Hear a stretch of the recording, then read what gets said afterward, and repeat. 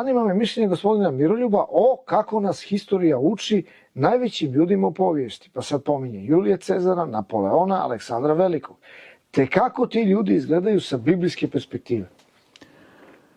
Dragi prijatelju, sve što čuješ da kaže zvanična istorija, samo okreneš drugačije i to ti je istina.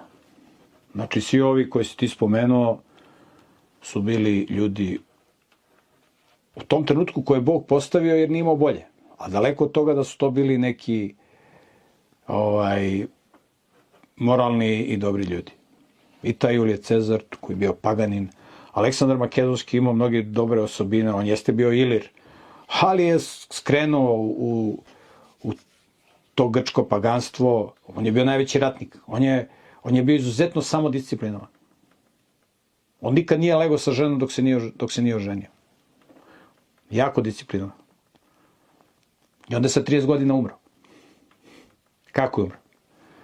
To istoričari ne beleže, njegovi biografiji. Mislim, imaju neke priče, hoće da ga opravdaju ovo, ono. Po jednoj verziji bilo neko takmičenje ko će više da popije i on je navukli ga i on došao i skljoko se. A hteo je a možda, to je jedna verzija. Druga verzija je da ga sam Bog zveknuo, jer je on krenuo da zida Vavilon. A Bog je rekao da Vavilon se nikad više neće sazidati, jer je to bio grad takvog nemorala i idolopoklonstva.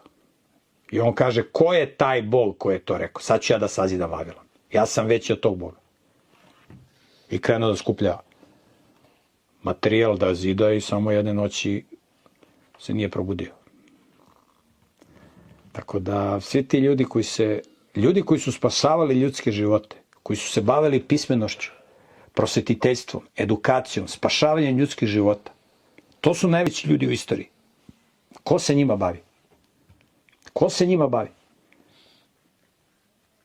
Evo, pogledaj u Srbiji.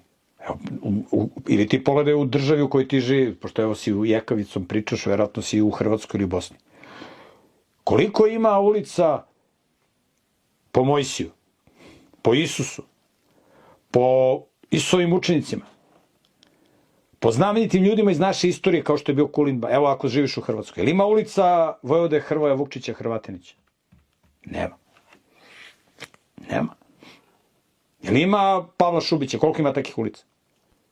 Koji su brinuli o narodu. Ima ulica Bane Jelačića, dobro to ima, zato što je Bane Jelačić relativno mlada ličnost. Ali te istorijske ličnosti, ti proroci, ljudi koji su spašavali ljudske živote, njima se niko ne bavi. Oni nemaju nikakve ulice. Oni se ne spominju u istoriji. Samo sluge okupatorima. Kao što su ulice u Hrvatskoj, kao što su ulice u Srbiji i u svim ovim drugim demokratskim ili kako ja to zovem goveđim državama. Tako da samo preokreneš istoriju drugačije od onoga što zvanična istorija kaže i dobit ćeš istinu. Zato Gebels kaže, oduzmite narodu istoriju i u prvoj generaciji će biti kao rulja, a u drugoj će biti kao stoka. To je rekao Josef Gebels, desna ruka Adolfa Hitlera, ekspert za manipulaciju. Zato je istorija jako važna da se razume.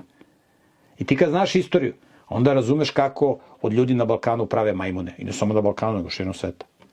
Kako jedan narod huška između sebe, razumeš, samo mržnje. Evo, juče je bila, ja nisam to gledao jer me ne zanima, ali bila je fudbalska utakmica Albanija-Srbija u Tirani. Kvalifikacije za neko goveđe takmičenje, ne znam šta, evropsko prvenstvo, svetsko prvenstvo, nema pojma. Neko majmunsko prvenstvo. I ovi goveđi mediji svi u Smrdiji spalili zastavu Srbije u Albaniji, radili ovo, psovali i samo gadne stvari pričaju. Razumeš? To ti je demokratija. Gde ološ i bagra samo mogu da pljuju i niko ne sme da ih mrko pogleda. I to ti je ispunjanje biblijskog proročanstva koje kaže, došlo je vreme kada su psi pušteni, a kamenje svezano. Kad te ker napadne, ti se zagneš kao da ćeš uzmeš kamen da ga gađaš, on pobegne. Sad su psi pušteni, a kamenje svezano. Satanisti mogu da rade što hoće, da huškaju, da izazivaju ratove, da stvaraju mržnju među braćom. I to je što kaže u Bibliji, gad pred Gospodom, onaj koji zameće svađu među braćom. I oni jedan narod huškaju na te stvari. Zato što ljudi ne znaju istoriju. I niko se protiv toga ne buni, niko to... Kaže, Albanci spalili zastavu. Našli tamo neke diabolike, drogirane pijane da pale zastavu i onda Albanci. Otiđi u Albaniju buzdovane pa da vidiš kakvi su Albanci. Naravno kao svaki drugi. Čak bolji nego većina. Koji su najviše sačuvali tradicionalne vrednosti u odnosu na ove drugi. Albanci, Bosanci, Crnogorci, Dalmacinci, oni su najviše to sačuvali.